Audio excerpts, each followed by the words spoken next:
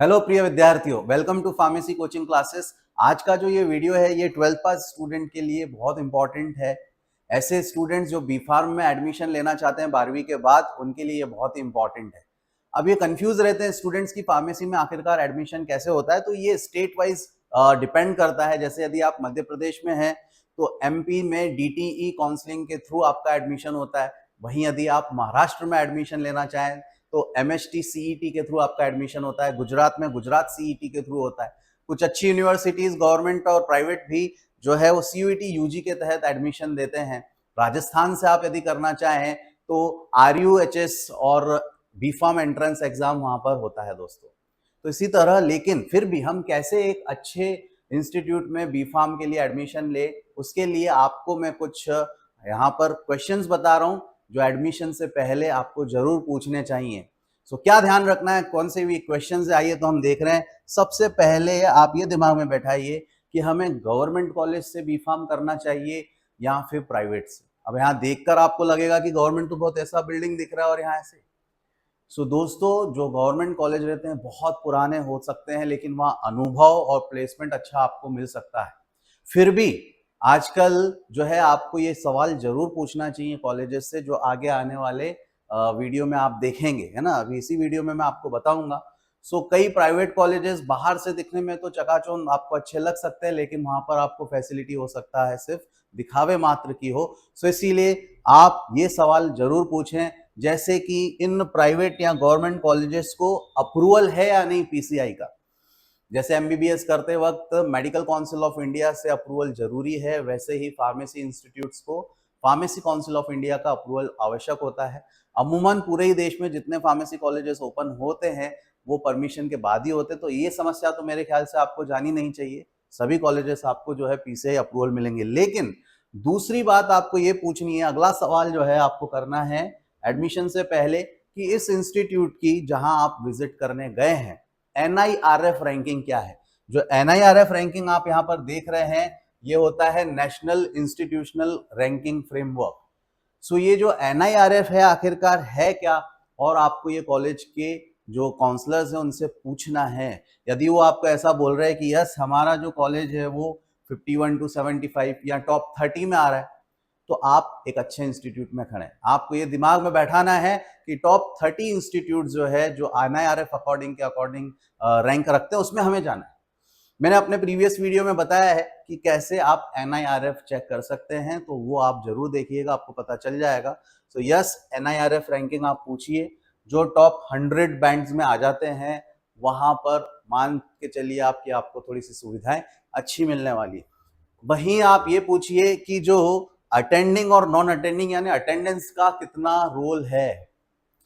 कई इंस्टीट्यूट आजकल ऐसे हो गए हैं जो स्टूडेंट से ये बोलते हैं कि आप भले ही कॉलेज मत आइए, आपका बीफार्म तो हो जाएगा।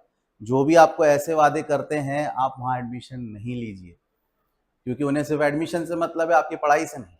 सो ऐसे इंस्टीट्यूट जो अटेंडेंस में आपको पूरी ही रियायत दे देते हैं कि नहीं आओ चलेगा, वो नॉन अटेंडिंग कहलाते हैं।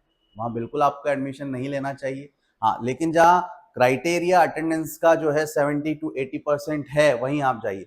अब कई कॉलेज हो सकता है आपको विजिट के दौरान बताए कि यस हमारे यहाँ तो रेगुलर स्टूडेंट्स आते हैं, तो आपको जब वो विजिट करवाते हैं तो आप ट्राई कीजिए, आप अनुरोध कीजिए, रिक्वेस्ट कीजिए कि आपको वो चलती हुई क्लास में एक बार विजिट करवाएं। यानी टीचर जिस क्लास में पढ़ा रहे हैं, यदि वहां पर 100 का इंटेक है तो उसमें कितने स्टूडेंट्स जो है पढ़ाई करते वक्त बैठे हुए हैं रेगुलर। सो आप ये लाइव देखें वहां जाकर कि एक टीचर जब पढ़ा रहा है तो क्लास में उपस्थिति कितनी है। यदि वहां मान के चलिए 100 में से 50 भी दिख रहे हैं तो ठीक है, चलिए, बाकी उस दिन 50 नहीं आए होंगे। ये आंकड़ा भी कम है वैसे। यदि आपको 100 में से 30-40 दिख रहे हैं तो फिर आप एक अच्छे कॉलेज में तो नहीं खड़े हैं। इसके बाद इंस्ट्रूमेंट्स, आपको बड़े बड़े इंस्ट्रूमेंट्स के नाम सुनने के लिए मिलेंगे। बीफार्म में एचपीएलसी, आईआर, यूवी ये काफी अच्छे इंस्ट्रूमेंट माने जाते हैं। सोफिस्टिकेटेड इंस्ट्रूमेंट रहते हैं, रखे भी रहते हैं कई इंस्टीट्यूट में, लेकिन सवाल ये वो चलते भी है या नहीं। सो सिर्फ देख के नहीं आने, आपको ये ऑब्जर्व करना है। पेरेंट्स आपको भी मैं बोल रहा हूँ, स्टूडेंट के साथ में जब ये आप इंस्ट्रूमेंट देखेंगे तो क्या वो चलती हुई कंडीशन में है, और क्या विजिट करवाते टाइम सिर्फ टीचर चला रहे हैं। स्टूडेंट्स जहां पर ये इंस्ट्रूमेंट चला रहे हैं यानी निश्चित ही आप एक अच्छे इंस्टीट्यूट में खड़े हैं। तो आप समझ लीजिए, आप जब इंस्ट्रूमेंट लैब में विजिट करें, ये इंस्ट्रूमेंट नाम याद रख लीजिए आप, IR HPLC UV, वहाँ ये इंस्ट्रूमेंट है और वर्किंग कंडीशन में है, और वहाँ पर स्टूडेंट उसको चला पा रहे हैं, चाहे बीफार्म हो या एमफार्म के स्टूडेंट हो, यानी आप एक अच्छे फार्मेसी कॉलेज में खड़े हैं। इसके अलावा, इंस्ट्रूमेंट के अलावा अगला जो प्रश्न है, आप पूछिए स्टाफ के बारे में कि आपके यहाँ कितने फैकल्टी एक्सपीरियंस्ड है। वहाँ कई ऐसे भी इंस्टीट्यूट होते हैं जहाँ मुखिया ही अनुपस्थित होते हैं, प्रिंसिपल ही नहीं है। सो आप मेक श्योर कि आप जिस इंस्टीट्यूट में विजिट करने गए हैं वहां पर कोई ना कोई प्रिंसिपल जरूर हो, और उनका क्वालिफिकेशन क्या है।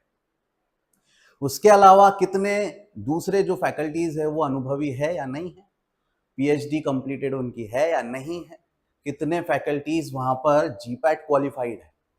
यस, GPAT क्वालिफाइड फैकल्टीज के साथ आपको ये भी सवाल पूछना है बच्चों कि हर साल आपके यहाँ स्टूडेंट्स कितने GPAT क्वालिफाइड होते हैं। यदि वहां की पढ़ाई अच्छी होगी या वहां पर स्टूडेंट्स को बहुत अच्छा मोटिवेशन मिलता होगा, तो वहां से ज्यादा बच्चे जो है कॉम्पिटिटिव एग्जाम्स में भी क्वालिफाई होते होंगे। तो आपको ये सवाल जरूर पूछना है कि स्टाफ कितने GPAT क्वालिफाइड है और कितने अनुभवी हैं, कितने पुराने टीचर्स हैं।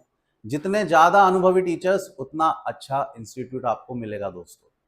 और उसके साथ साथ आपको ये भी पूछना है कि कितने हर साल आपके यहाँ से GPAT क्वालिफाइड स्टूडेंट्स होते हैं। ये GPAT क्या होता है आगे आने वाले में आप सब समझ जाएंगे जैसे ही बीफार्म में एडमिशन लेंगे तो। इसके अलावा सबसे इंपॉर्टेंट, जिसके लिए हर कोई जो है स्कूल के बाद कॉलेज में प्रवेश लेता है, वो होता है प्लेसमेंट।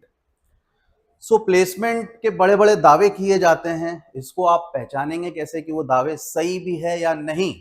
सो अगेन मैं कहूंगा NIRF की साइट पर विजिट कीजिए। यदि वो NIRF बैंड में है तो वहां पर उनकी PDF डली हुई रहती है, सब लिखा हुआ रहता है और सही जानकारी उसमें लिखी हुई मिलेगी आपको। यदि उनकी रैंकिंग NIRF है ही नहीं तो फिर तो वैसे ही भरोसा आप कर नहीं सकते। लेकिन फिर भी यदि प्लेसमेंट के बारे में आप पूछ रहे हैं तो हाईएस्ट और लोवेस्ट पैकेज पूछने से आप पहले आप ये पूछिए कि कितने स्टूडेंट्स आपके यहाँ से प्लेस होते हैं। 100 का बैच है तो 100 में से लास्ट ईयर आपने कितने प्लेस करवाए।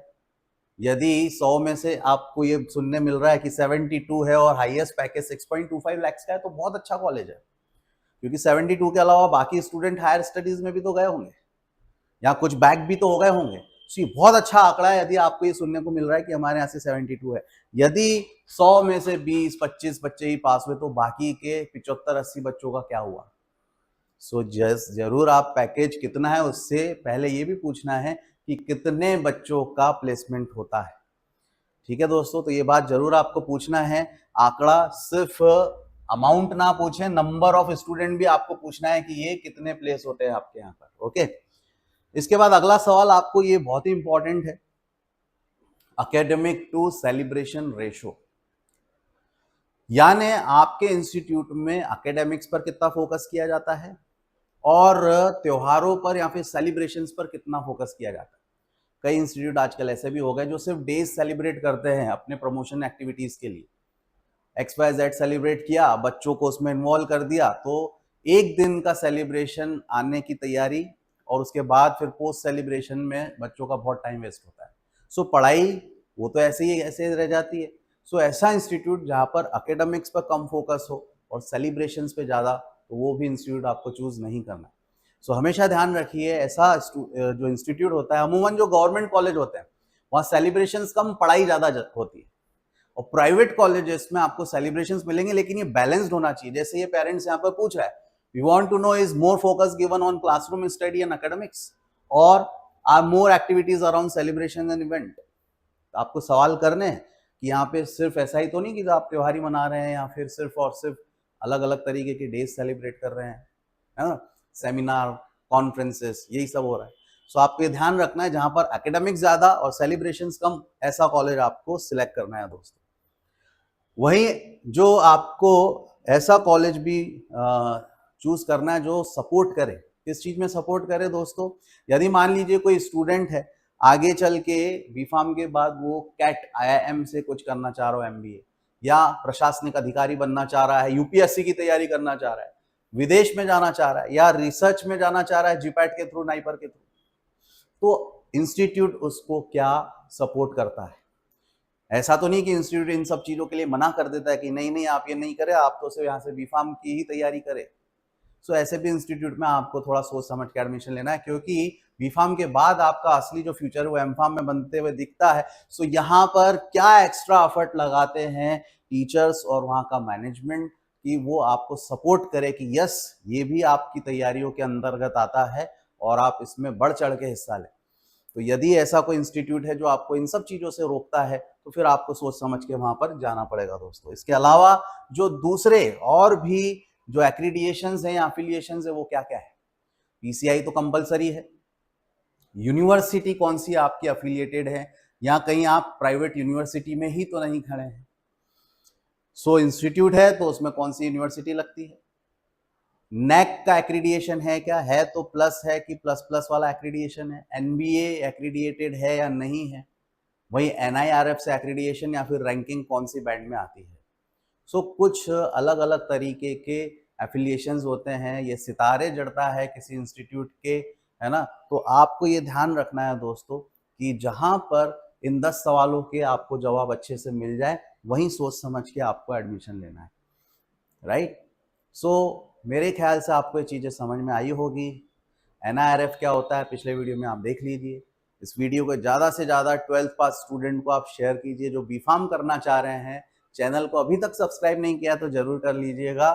Thank you very much. हम अब मिलते हैं हमारे अगले वीडियो में।